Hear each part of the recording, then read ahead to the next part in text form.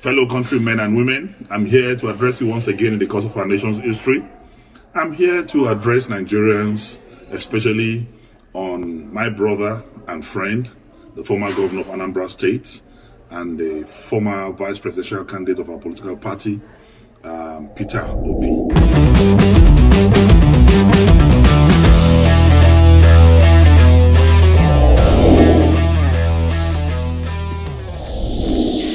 A few days ago, a former Nigerian senator from Kogi State, Dino Melaye, shared a video advising the presidential candidate of the Labour Party, Peter Obi, to step down for the presidential candidate of the People's Democratic Party, PDP, Atiku. You know, at first, I ignored the video because I felt it was one of those videos that politicians put up to persuade voters. But then when I got on Twitter, I saw that Dino Melaye was trending, apparently because of the content of the video that he shared. Because of that, I decided to share my reaction to the video. So let's analyze Dino Melaye's video together. Peter Obi is one of the finest Nigerians who is intellectually mobile and administratively sagacious. He's a great Nigerian, and by the grace of God, he has the potential of being a great president in the nearest future. I celebrate you, Peter Obi, and I celebrate your movement for a new Nigeria. I celebrate your conscientization of the Nigerian youth and public on governance and building a new Nigeria. Did you all just hear all the qualities of Peter Obi that Dino Melaye just said?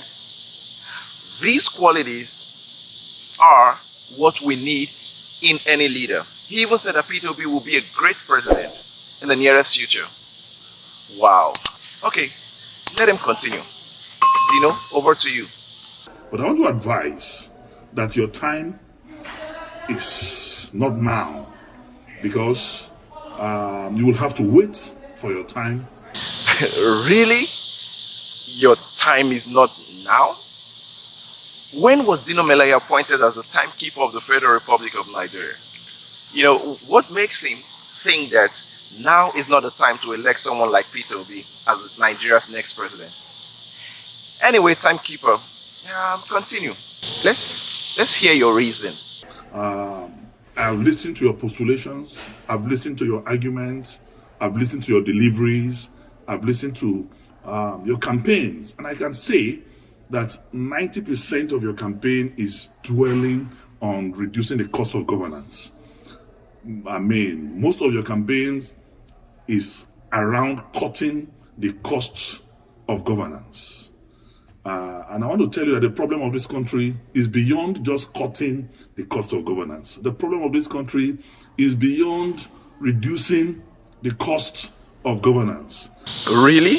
Most of Peter Obi's campaigns have been on reducing the cost of governance? Well, come on, that's not true. For starters, Peter Obi has talked a lot about taking Nigeria from a consumption state to a production state. He even traveled to Egypt to understudy the country's education, power, and finance sectors. These go beyond just cutting costs of governance. But let's pretend here that Dino is right, which of course he is not. But let's say all Peter Obi talks about is reducing the cost of governance. Isn't that an important campaign? Check this out. Nigeria's external debt is over $40 billion. Over $40 billion. According to the cable, President Muhammadu Buhari is Nigeria's biggest borrower. Meanwhile, the former Chief Justice of Nigeria, Justice Tanko Muhammad, will receive 2.5 billion naira for his retirement packages. His predecessor, Justice Walter Onogen, also got the same retirement packages. That is 5 billion naira gone to just two people in a country that struggles to pay 30,000 naira monthly minimum wage. And that is less than $50 per month as our minimum wage. Students are at home. Nigerian public universities have been on strike for months because the government cannot invest 200 billion naira in our universities. Yet, two people will receive 5 billion naira. I mean, for two people to receive 5 billion naira for their retirement. Come on. So, Dino, cutting the costs of governance is important. But I'll let you continue. I'm not saying that is deceptive. I'm not saying it's pretentious, but I'm telling you that it is less than 1% of our national problem. Beyond cutting the cost of governance, and I want to say that cutting the cost of governance, you don't need to be a president to cut the cost of governance. If you have a very effective minister of finance, you have a very effective minister of budget and planning, you have a very effective CBN governor, you can cut governance. You have a very effective chairman of the economic team. You can cut governance with the cooperation of a president. But wait. I thought you were talking about cutting the costs of governance. Did you just say you can cut governance? You can cut governance with the cooperation of a president. Oh yeah, I guess it was a mistake. I think he meant cutting the cost of governance and not just cutting governance. Okay. Oh yeah, continue. But I want to say that is not our major problem today in this country. Oh really? Okay, so what is our major problem? What exactly do we need in Nigeria? What we need today in Nigeria is to unify this country. Nigeria has never been this divided in our national history. Not even during the Civil War are we this divided. Well, I can agree with you on that. But go on. There is no trust between the North and the South. There's no trust between the East and the North. There's no trust between the West and the South and the Southeast. In my opinion, the reason there is a perceived distrust among Nigerians is bad governance, which has been perfected by your likes, the politicians. So we need one character who have the capacity and capability to unite us together as a nation first. Because we need to first believe in ourselves as people. We need to believe in our unity. We need to believe in our togetherness even before we can make progress. Because without unity, there can be no peace. And without peace, there can be no development. So first, we need a unifier. Who can unify this country? Oh, wow. Okay, so who is this unifier? Tell us, we're waiting. Today, I want to ask sincerely, Peter Obi and his supporters, can Peter Obi be trusted by a typical Katsina man or somebody from the northern part of this country? Yes, he can be trusted. Can he be trusted as an Igbo man by Middle Belters, by core northerners? Why not? He can be trusted. Go straight to your point. Come on. The answer, in every sincerity of purpose of heart and commitment, is no. But I said yes. So we need one Nigerian who is going to be trusted by every part of this country, who the North will believe in, who the South will believe in. Interesting. So who is that Nigerian?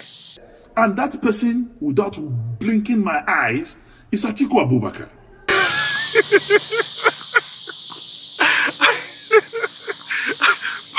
But you just blinked your eyes. And that person, without blinking my eyes, is Atiku Abubakar. Okay, so according to Dino Melaye, Atiku is the unifier, the one all Nigerians can trust. Let's listen to what former President Olusegun Obasanjo said about Atiku, who was his vice president then. Take a listen.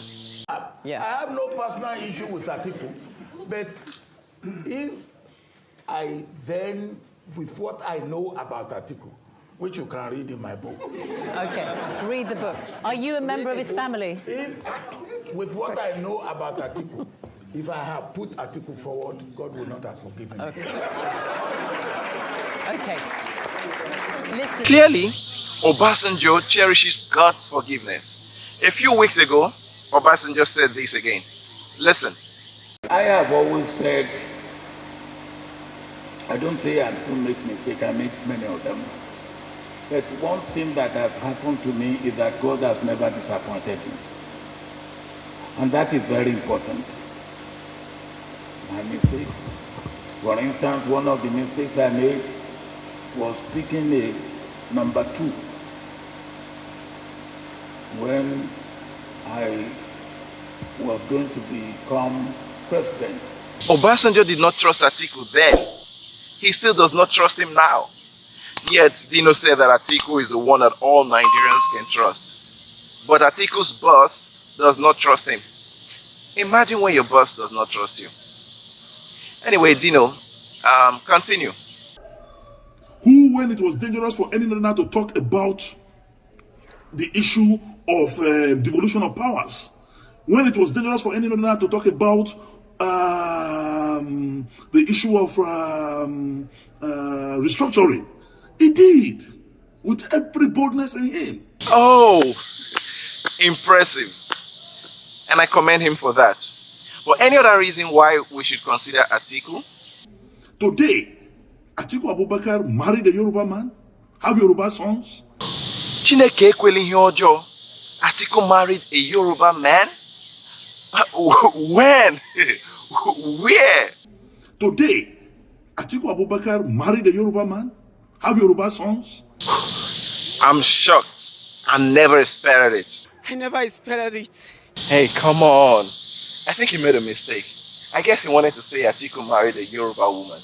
Please let him continue. Or more. I hope so. I hope so. Okay, Dino, please continue. Today, Atiku Abubakar married a Yoruba man, have Yoruba sons. Atiku Abubakar married Igbo woman, he have Igbo children. Atiku Abubakar married Hausa woman, he has Hausa children. Married a Fulani woman, he has Fulani children. Even the whole thing is funny to Dino. Did you see him almost laugh? Atiku Abubakar married Igbo woman, he have Igbo children. Atiku Abubakar married Hausa woman, he has Hausa children. Married a Fulani woman, he has Fulani children. He's a pan-Nigerian. He's a true African Nigerian man. Okay, Dino. So you mean that marriage is what qualifies one to be a true Nigerian? Therefore, if you're not married, you're not a true Nigerian. Thank God I'm married, though. Thank God I'm married. Only him, among those who are candidates of presidential, who are candidates of any political party today, seeking for the presidency of this country, have the capacity and potential to bring us together as a nation. So the same Atiku who cannot even unite members of his own party, PDP, wants to unite Nigeria. You were not informed too. Eh? Continue. So I want to say, it is time for us to think. I encourage the crusade, the movement started by Peter Obi to continue. Move from campus to campus, move from community to community, move from one progressive group and organization from this country to another, to campaign for the new Nigeria that is to come and be part of the movement of Atiku Abubakar to rebuild, to restructure, to reorganize and reboot Nigeria as a country. Okay, so basically you want Peter Obi supporters to campaign for Atiku? That is so smart of you. You're very smart. We must speak the truth, and the truth is the truth. Oh wow, this is so inspirational. Very inspirational, my brother. It's like saying the car is the car, or the man is the man. Indeed, you know, I thought that the truth is a mango. Now I know that the truth is the truth. Inspiring. Well done, Dino. You are a great Nigerian. I salute your political and intellectual sagacity. You are one Nigerian that I know. Tomorrow, there's a space for you. Tomorrow? Oh, not tomorrow. I mean, he means 2023. Okay. I get your point. But for today, let us forget the social media drama. Let us forget the diaspora euphoria. The truth of the matter is we need a unifier. We need one Nigerian that can solve the problem of insecurity in this country. We need a Nigerian that will have intel from every security facet of our national life. We need a Nigerian that will get intel from Cameroon, from Chad, from Mali, from Benin. We need a Nigerian that have that capacity to solve the problem of Boko Haram, banditry, and kidnapping, because he has intel and connection with the security network in the sub-African region. And that Nigerian today is Atiku Abubakar. Okay, Dino has made his arguments, and here is my take on them. Why is everyone focusing on Peter Obi? Is he the only presidential candidate? Why did Dino not call on Tinubu's supporters? I thought they said Peter Obi has no structure. How come the ones who have the structures are focusing on the person with no structure? Everyone is talking about Peter Obi, the APC, the PDP, Kwankwaso, and Reno Omokri. Everyone. Why are other presidential candidates not coming out to explain their plans to Nigerians? I have not seen Atiku, Tinubu, or Kwankwaso attend interviews. Only Peter Obi attends interviews. And Omoyele Sowore. Oh, really? I think I've seen an interview of him. I think so. But we need Tinubu, Atiku, and Kwankwaso to come out and let Nigerians ask them questions about their plans for Nigeria. They must stop hiding and come out to speak for themselves. Why is Dino speaking for Atiku? Can Atiku not speak for himself? Tinubu and Kwankwaso should speak for themselves too. Dino's main point is that Nigerians should vote for Atiku because he is married to many women. Can you imagine? In 2022, we are being told to vote for a candidate because he got married to many women. King Solomon must be proud of you, Atiku. Dino acknowledged Peter Obi for his intellectual sagacity, but hailed Atiku for his multiple marriages. I think Nigerians want someone who is intellectually inclined, or, according to Dino, someone who is intellectually sagacious. Interestingly, Dino stated that the person who is intellectually sagacious enough to rule Nigeria is Peter Obi and not Atiku Abubakar. In essence, Dino's video has done more damage to Atiku's campaign than good. His arguments are weak and baseless. And I believe, Dino, you can do better. Please share your thoughts in the comment section. Let us know what you think about Dino's video on Peter Obi. And watch out for our next episode. Remember, together, we can make Nigeria a much better nation. And as a matter of fact, I'm counting on you.